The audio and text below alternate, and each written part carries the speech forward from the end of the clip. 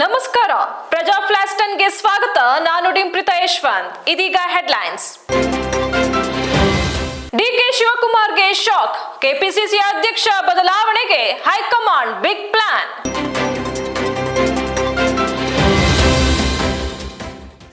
Doctor Yathindra and ತಂಡದ ಸಹಕಾರದಿಂದ ಮೂಡಾದ 5,000 ಕೋಟಿ ರೂಪಾಯಿ ಅವ್ಯವಹಾರ. ಎಚ್ ವಿಶ್ವನಾಥ್ ಗಂಭೀರ ಆರೋಪ.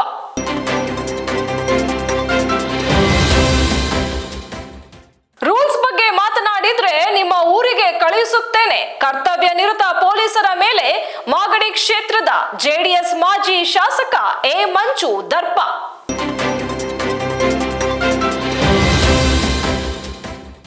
ಬೆಂಗಳೂರಿನಲ್ಲಿ ಮಿತಿ ಮೀರಿದ ಪುಂಡರ ಹಾವಳಿ.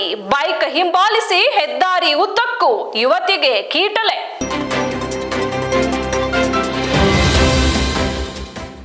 ಆಲೂರು ಗ್ರಾಮದಲ್ಲಿ ಕುಡಿಯುವ ನೀರಿನ ವ್ಯವಸ್ಥೆ ಕಲ್ಪಿಸಿಲ್ಲ ಎಂಬ ವಿಚಾರಕ್ಕೆ ಗ್ರಾಮ ಪಂಚಾಯಿತಿ ಪಿಡಿಒಗೆ ಹಿಗ್ಗಾಮುಗ್ಗ ಥಳಿಸಿದ ಗ್ರಾಮಸ್ಥರು.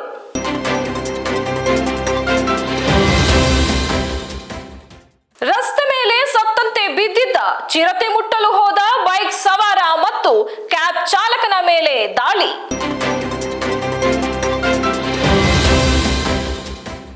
ಚನ್ನರಾಯಪಟ್ಟಣದಲ್ಲಿ ಭೀಕರ ಅಪಘಾತ. ಬಸ್ ಕಾರು ಡಿಕ್ಕಿ, ಇಬ್ಬರ ದುರ್ಮರಣ.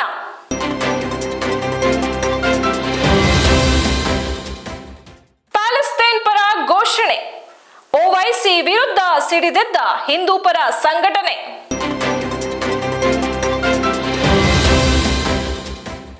ಕಲ್ಕಿ ಅಬ್ಬರಕ್ಕೆ ಬಾಕ್ಸ್ ಆಫೀಸ್ ಧೂಳಿಪಟ. 4 ದಿನಕ್ಕೆ 500 ಕೋಟಿ ಗಳಿಕೆ.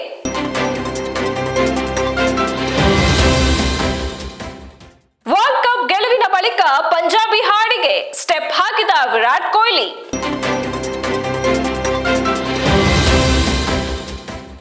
ಇದಿಷ್ಟು ಇವತ್ತಿನ ಪ್ರಮುಖ ಹೆಡ್ಲೈನ್ಸ್. ಇನ್ನಷ್ಟು ಸುದ್ದಿಗಾಗಿ ನೋಡ್ತಾ ಇರಿ ಪ್ರಜಾಧ್ವನಿ ಟಿವಿ.